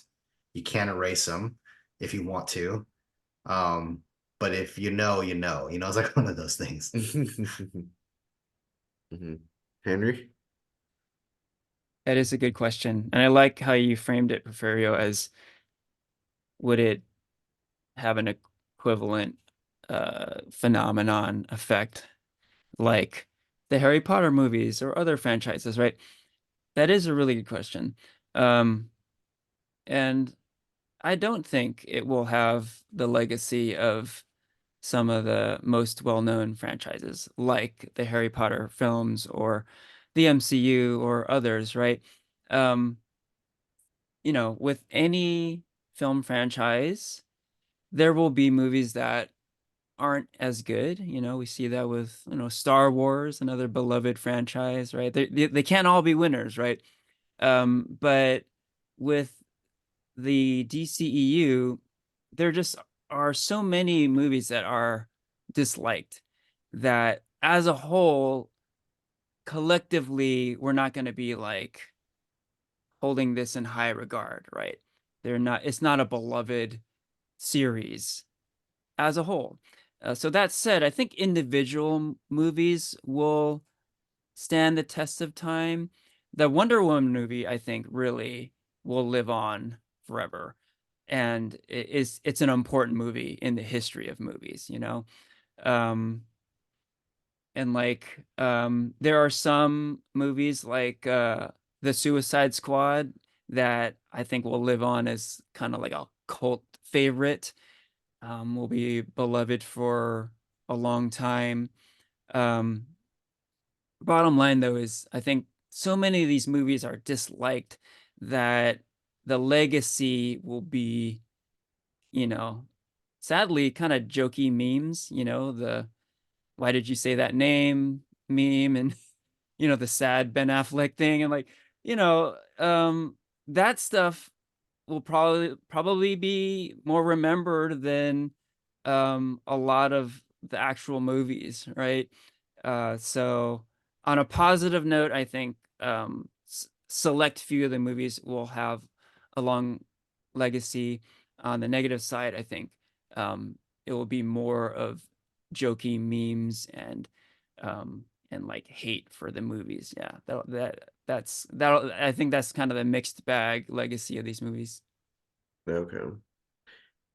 So I guess my final question before we get into rankings is again, this is a decade of DCEU films of uh a shared universe that was created to rival the MCU, and we're saying goodbye to it. 2023, we're saying goodbye to it. And throughout this podcast, each of us like shared our thoughts and memories to certain films and times in our lives with this franchise. Um, if I guess like the DCEU was a person and we're saying goodbye to it, what final thoughts or goodbye words do you have to it? Um, Henry, you want to start off? If the DCEU was a person, Yeah. wow, that's a pretty wild question.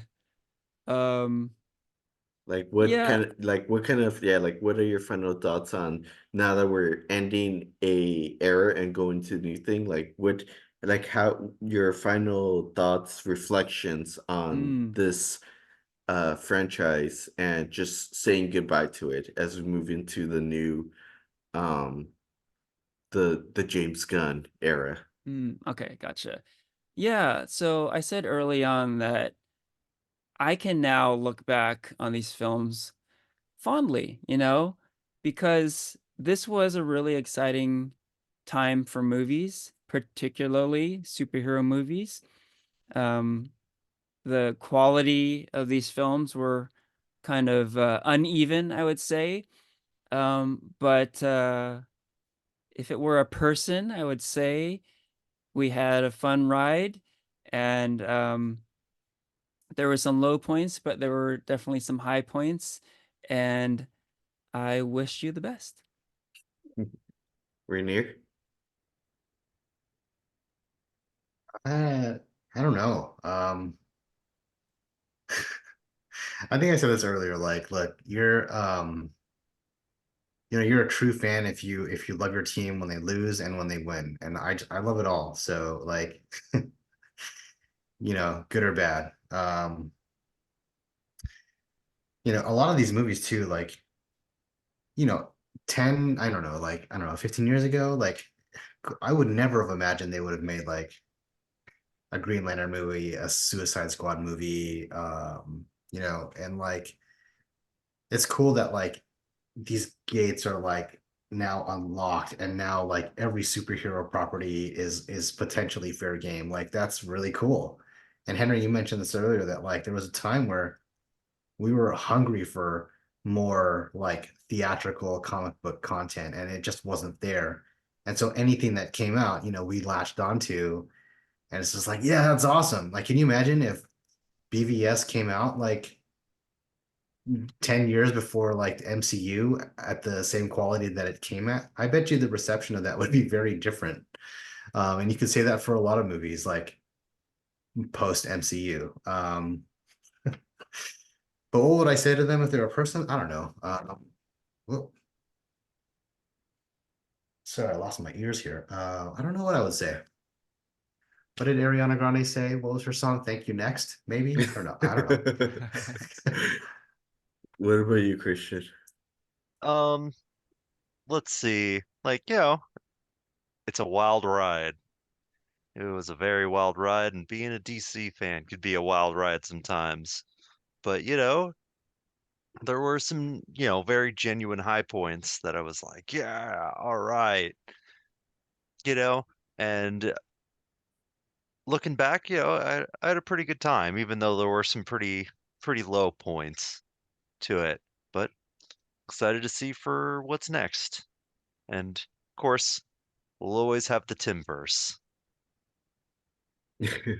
Excellent, excellent. So the next part of our podcast is the rankings. And Christian, you ranked all of them of Yeah, your least to favorite. Do you want to just run down the list, I sure. guess? Yeah, I'll just kind of blow through these. All right, so as you may have guessed, at the very bottom is Suicide Squad. Um, and then after that, I'm putting the theatrical cut of Justice League. I think it's honestly lower because the Snyder cut exists, and I think it's like, this is kind of just obsolete now.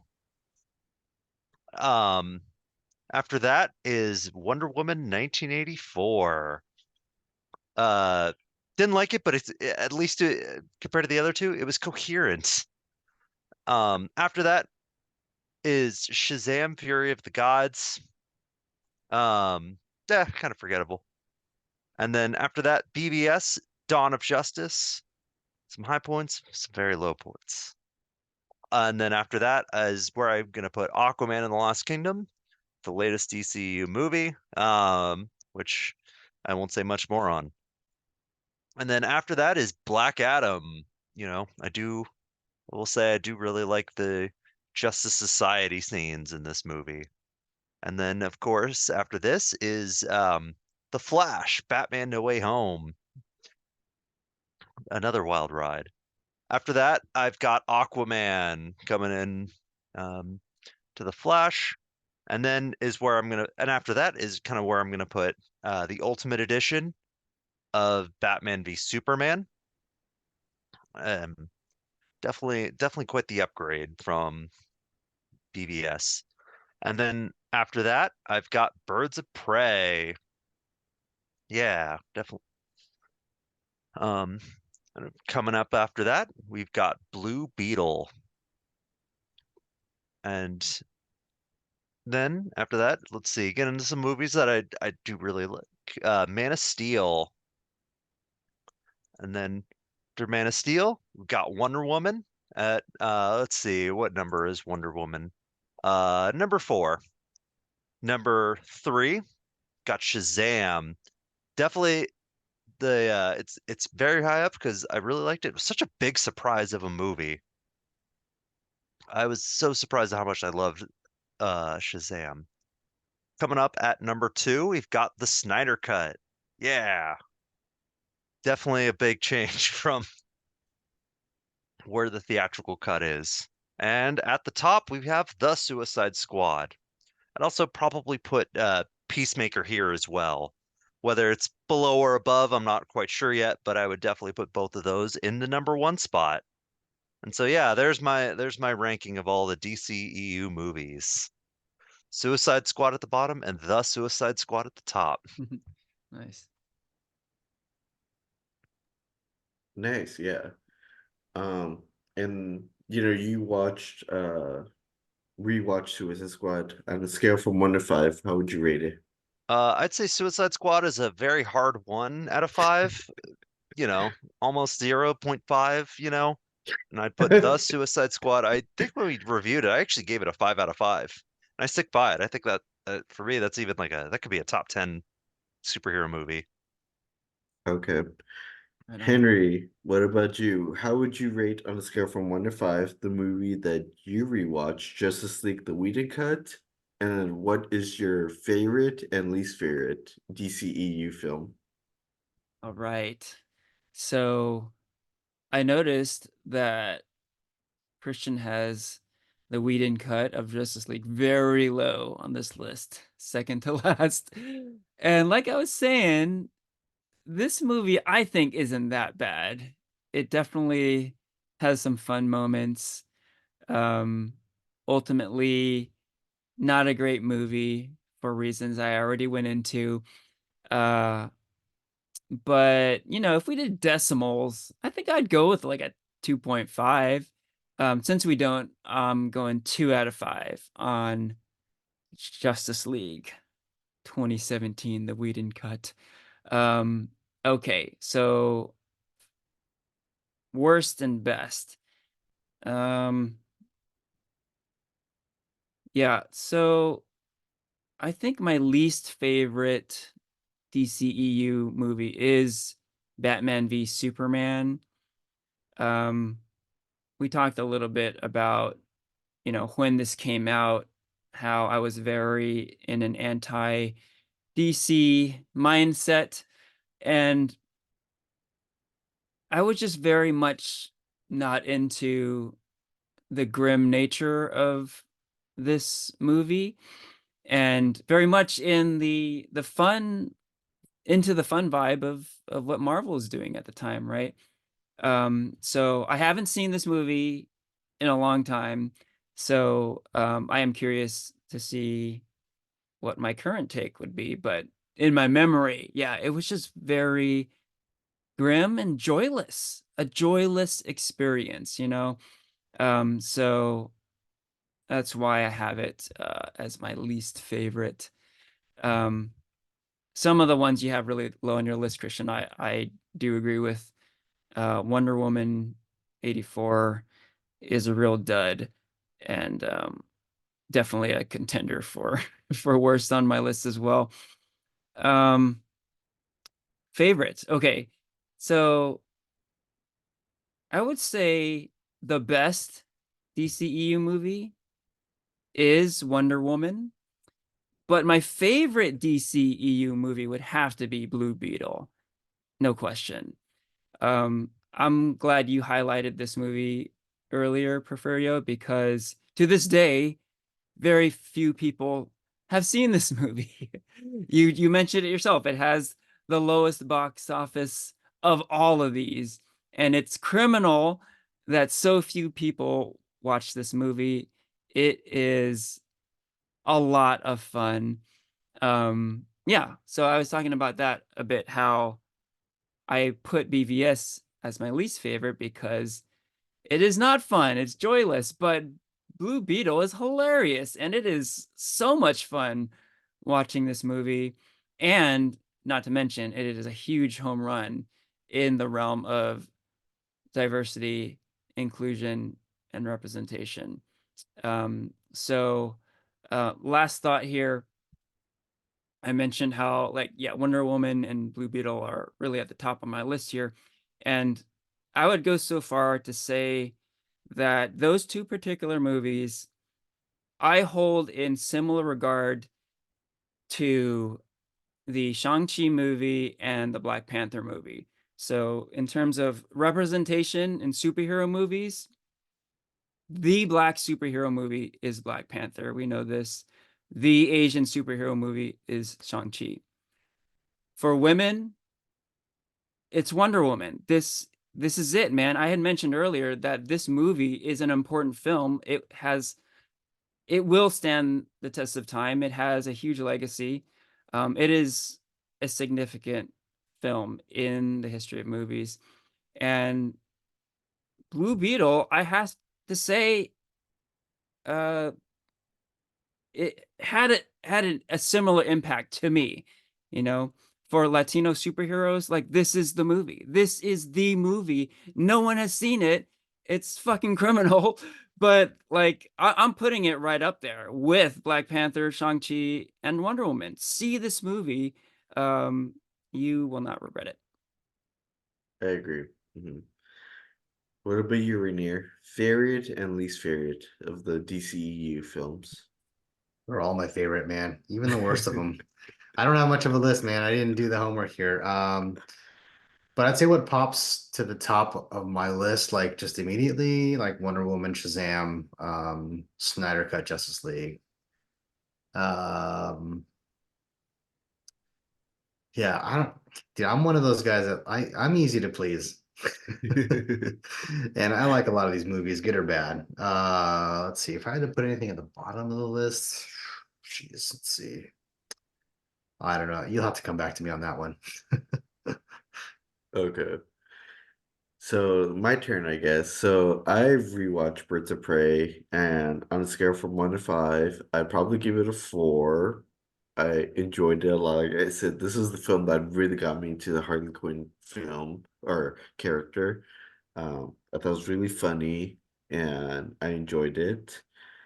Least favorite film, I would probably say Shazam, Fury of the Gods, just because I've seen it and I really honestly don't remember what happens in it. I forget that it exists, and it's probably for good reason. I don't know. Um, and my favorite, I would have to say, oof, I think like you, Henry. I would say the best DCEU film is Wonder Woman, but my favorite DCEU film is Blue Beetle. It was a movie I was looking forward to in our podcast episode for movie of the year of 2023. I watched it. I was very happy. And when we did our recap episode, I would said it was one of my favorite movies. So definitely gonna say that Blue Beetle, the one with the lowest box office, was my favorite DCEU film. Right on. And with that, I'm gonna give the mic back to Henry because you have some comics that you want to share, right? Yeah, so we'll finish as we typically do with comics recommendations. Since this is a DC themed discussion, we'll talk some DC comics. I can start off real briefly. I'm not a huge DC Comics reader, but in recent times, I read a Batman Noir collection. So, as I understand it, there are a number of these Batman Noir collections. I read Batman Noir, The Dark Knight Returns, and this is a black and white version of the original Frank Miller series. And yeah, it was released in 2015, and it really is just a black and white version of the original 1986 series. So traditionalists might be like, what the hell? This is just like a DC cash grab, right? Um, but I remember reading the Watchmen Noir collection, which very similarly is simply a black and white version of the original Watchmen series. And I really enjoyed that. And I really enjoyed this. So, yeah, I think there is value to these black and white versions. Um, it's different. It is different. It's a different experience. And I think there's kind of an interesting phenomenon with reading these black and white versions. And for whatever reason, I don't even know why it is, but the color versions seem a bit dated to me, right? So, when we're talking about the original Watchmen series, the original Dark Knight Returns series, I mean, these are legendary classic comic books. So I'm not gonna say they're anything but that. But there is something about the color versions where it feels like, okay, I'm reading a comic from the 80s, right? With the black and white versions, it kind of transports you out of that. It becomes like more timeless. It is hard to explain, but I will say that it feels less dated and it feels more timeless. And yes, uh, it is a worthwhile read. So I recommend Batman Noir: The Dark Knight Returns. How about you, Christian? I believe you had some recommendations for us as well. Yeah. Um, let's see. So, I think with the black and white, I've read Hush. Also really, really cool. Drawn by the great Jim Lee. Um, also, I think since we're talking a lot about the DCU, the big comic line around the time was the New 52, and also very controversial at the time. But I also think there was a lot of really great comic lines and a lot of great comic stories around this. Um, as you mentioned at the beginning of the podcast, um, today is the day of Action Comics #1 with Superman. The big birthday of Superman, and Action Comics at the time was written by Grant Morrison and explored a young Superman. It's the one where he had the jeans and the Superman shirt, and also really great. Highly recommend, as well as um, Scott Snyder's Batman. That was also a pretty legendary run, kind of the big highlight run of the New 52. And I'd also this I also did enjoy Brian Azzarello's Wonder Woman run at the time, as well as quite a few other runs. So the New 52 is I think worth a second look. Excellent. Great recommendations. And before we wrap up, does anyone have any other comics recommendations or any final thoughts at all about DCEU or DC in general? I have a recommendation for comics. If you guys are looking for a solid Justice League book, Kingdom Come. You guys read that one? Oh yeah. Yeah, it's painted by Alex Ross. Hmm. It's fantastic. You guys should read it. Oh yeah. One of the best Justice League books. Right on. With that, we can wrap up the episode. This is farewell from Henry, Porfirio, Christian, and Ranier.